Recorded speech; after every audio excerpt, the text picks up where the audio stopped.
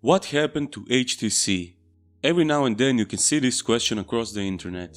We all know that HTC today is only a shadow of the company they once were.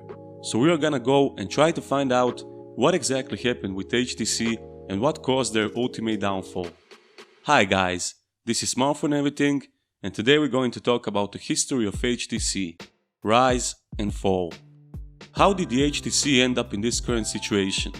To find the answers, we have to go all the way back to the company's beginnings, more precisely 1997.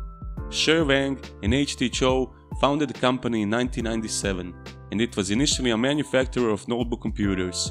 1 year later, in 1998, the company started designing some of the world's first touch and wireless handheld devices. Even back then, the company started receiving a positive feedback from the media about their work and innovation projects. They held a numerous amount of patents for different tech products, and everyone saw them as the company that's trying to push the technology to the next level. Fast forward to 2004, and they started producing Windows Mobile smartphones under the Q-Tech brand.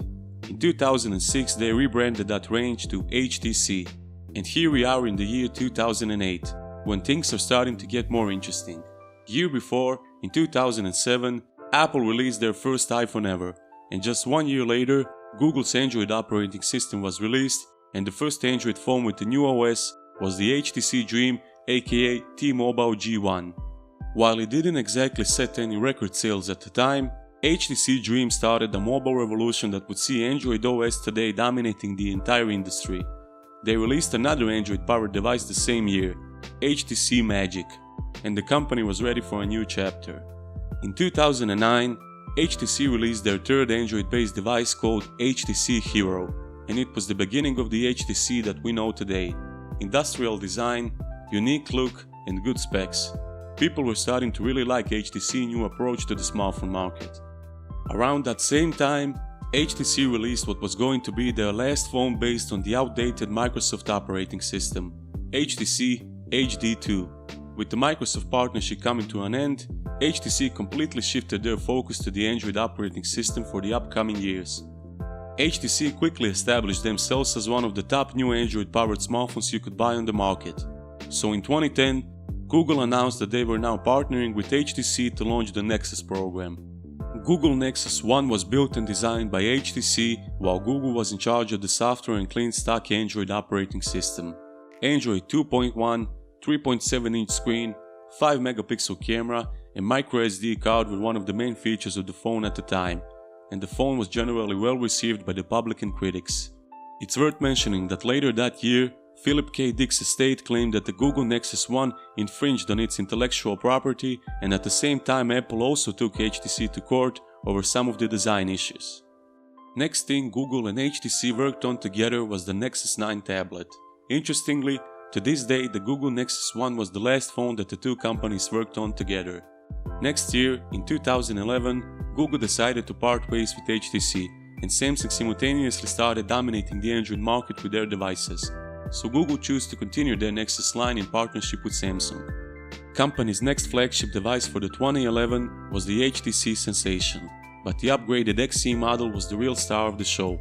It featured 4.3-inch display, industrial metal build, and great sound quality thanks to their new partnership with Beats, which are now owned by Apple.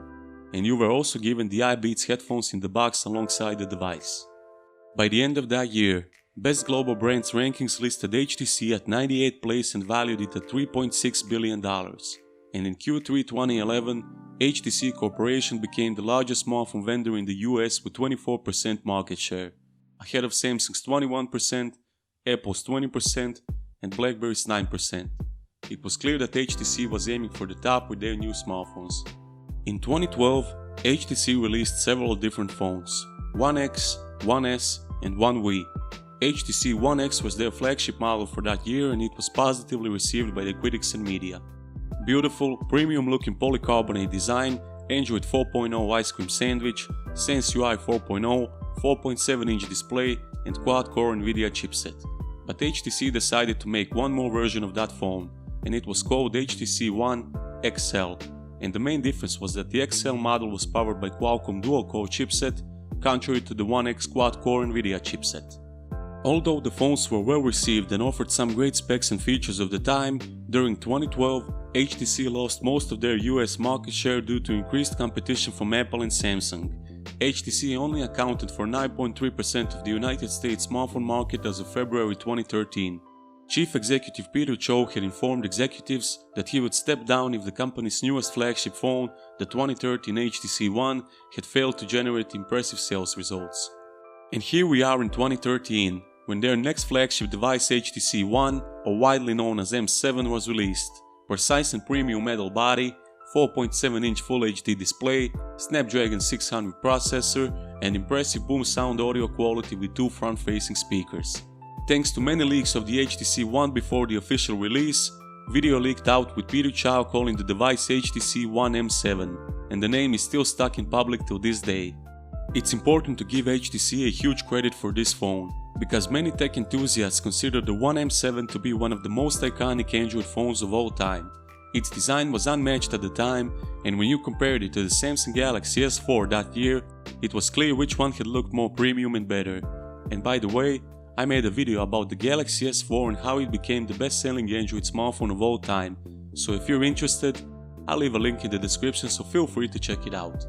So anyway, HTC One M7 won various industry awards in Best Smartphone and Best Design categories, but global sales of the HTC One were lower than those for Samsung Galaxy S4, and HTC recorded its first ever quarterly loss in early October 2013.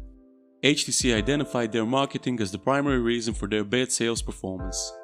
So here we are in 2014. HTC officially accepted that they couldn't avoid the M name, so their new device for this year is called HTC One M8. Once again, it was a beautifully designed and constructed smartphone with top quality metal finish. Compared to the competition, the design of the phone was on the next level, and only Apple's iPhone 6 model later that year could be put in the same sentence with the HTC One M8.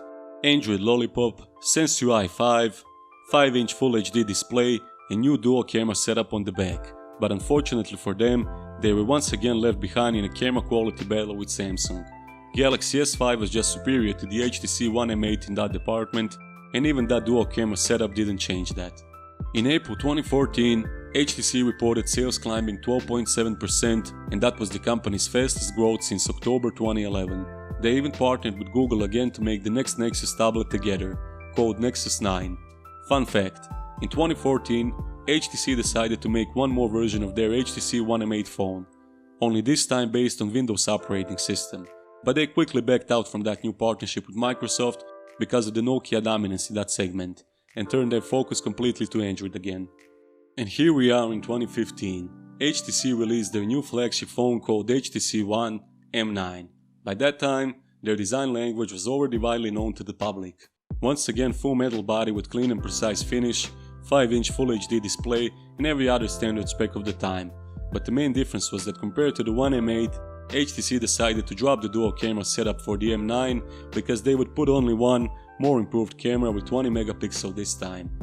However, most of the critics stayed unimpressed with HTC's new 20 megapixel camera compared to their rivals who almost all upped their game in that territory. What was once HTC's biggest strength became their biggest weakness: the design. They changed very little and kept the same formula from the original HTC One M7 to the HTC One M9. Don't get it wrong, One M9 was still a beautifully constructed and built smartphone, but with new competition coming from every corner, they simply failed to adapt with times. They rarely changed something over the years, and although their design was still premium, when people compared the new HTC One M9 with the Galaxy S6 Edge released that same year, you could understand why the Galaxy S6 dominated the Android marketplace over everyone else. Futuristic design, great specs and features, and excellent camera. And when you combine all that together, the One M9 simply no longer felt competitive against their rivals. In October 2015, HTC reported net losses. The company has faced increased competition from other smartphone makers, including Apple, Samsung and others, which had resulted in a decline in its smartphone sales, as well as a major loss of market share, and HTC's stock price had fallen by 90% since 2011. And here we are in 2016. It was clear that the HTC needed something fresh and new to offer if they wanted to stay on this never more crowded market, and they released their new flagship device called HTC 10. No One, no M, just HTC 10. 5.2-inch Quad HD display, Qualcomm Snapdragon 820, 4GB of RAM and 3000 mAh battery. New 12-megapixel rear camera with optical image stabilization for both rear and front cameras, and Boom Sound became Boom Sound Hi-Fi. With the new HTC 10, company decided to ditch their Sense UI and make a new, more modern, better optimized, more efficient and cleaner Android UI. Reviews were good and people once again started talking about the HTC and what were their plans for the future. In 2017, HTC decided to completely change their design philosophy, for better or worse, and they went from industrial build metal to glass. They released two flagship phones this year, HTC 11 and HTC 11 Plus. The Plus model was their best offering for 2017 and it was mostly received well by the critics. Their translucent design option model was one of the main talking points that year in the smartphone world, and even with glass, HTC always knew how to design a phone. Although the sales were not bad in any way, on the contrary, HTC stated that the sales of their U11 and U11 Plus models were even better than their HTC 10 and One M9 devices. By the time of 2017, there were just too many new smartphone companies trying to get their piece of the cake on the smartphone market. Apple and Samsung were already far ahead of everyone else on the market with their sales numbers. And for HTC, the company that was the most dominant Android device on the market alongside Samsung just a few years ago, it just looked like they don't want to go through the ranks again and battle it out with all these new companies that were now selling more phones than they were, like OnePlus, Xiaomi, Huawei and others. So here we are, September 21st, 2017. Google announced that it would acquire roughly half of the 4,000 employees who worked in HTC design and research staff, and non-exclusive licenses to smartphone-related intellectual property held by HTC for $1.1 billion. And the transaction was completed in January 2018. Most of those employees are now working on the Pixel line of phones for Google. Although the HTC continued to make phones through 2018 and their new flagship model HTC U12 Plus got mostly positive reviews from the critics, they simply decided to quit the smartphone market and shift their focus completely to virtual reality research and VR headsets. On February 5th, 2019, HTC released its first crypto phone, focused on providing universal finance through Bitcoin and creating a portal towards realizing a truly decentralized web.